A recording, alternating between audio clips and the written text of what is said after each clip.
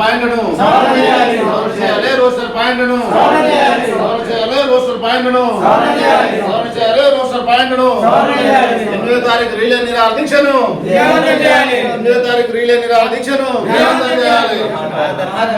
నల్లగొండలో జరిగే మహాధర్నాను విజయవంతం చేయాలి. నల్లగొండలో జరిగే మహాధర్నాను నల్లగొండలో జరిగే మహాధర్నాను వద్దు వద్దు మాకొద్దు వద్దు వద్దు మాకొద్దు వర్గీకరణ వద్దురా వర్గీకరణ వద్దురా. జోహార్ డాక్టర్ బాబాసాహెబ్ అంబేద్కర్ జోహార్ డాక్టర్ బాబాసాహెబ్ అంబేద్కర్. వర్ధిల్లాలే భారత రాజ్యాంగం వర్ధిల్లాలే భారత రాజ్యాంగం. చేయాలి రోస్టర్ పాయింట్ను సవరణ చేయాలి రోస్టర్ పాయింట్ను సవరణ చేయాలి రోస్టర్ పాయింట్ను సవరణ చేయాలి రోస్టర్ పాయింట్ను 8వ తారీఖు రిలే నిరాహార దీక్షను 8వ తారీఖు రిలే నిరాహార దీక్షను విజయవంతం చేయాలి.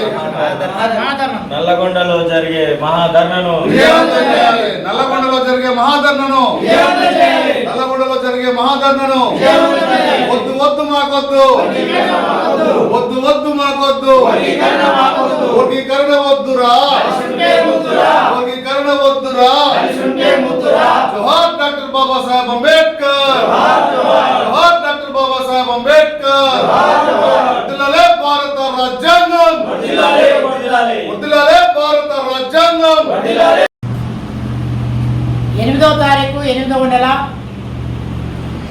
శనివారం రోజు నల్గొండ జిల్లాలో ధర్నా చౌక్లో మాలల మహాధర్నా ఎస్సీ వర్గీకరణకు వ్యతిరేకంగా రోస్టర్ పాయింట్ వల్ల మాలలకు జరుగుతున్న అన్యాయంపై వర్గీకరణనే రద్దు చేయాలని చెప్పి జాతీయ మాల మహానాడు ఆధ్వర్యంలో జరుగుతున్నటువంటి ఈ మహాధర్నాను ఉమ్మడి జిల్లా వ్యాప్తంగా ఉన్నటువంటి మాలలందరూ కూడా అధిక సంఖ్యలో వచ్చి ఈ ప్రభుత్వానికి నిరసనగా మాలల యొక్క తడిబట్టతో గొంతు కోసినటువంటి రేవంత్ రెడ్డి ప్రభుత్వాన్ని హెచ్చరిస్తూ వర్గీకరణే తప్పు, శాస్త్రీయమైన వర్గీకరణ అని చెప్పి మాలల్ని మోసం చేసి అశాస్త్రీయమైన వర్గీకరణ చేశారు. ఈ వర్గీకరణని రద్దు చేసేంత వరకు మాలల పోరాటం ఆగదని చెప్పి చెప్తా ఉన్నాం.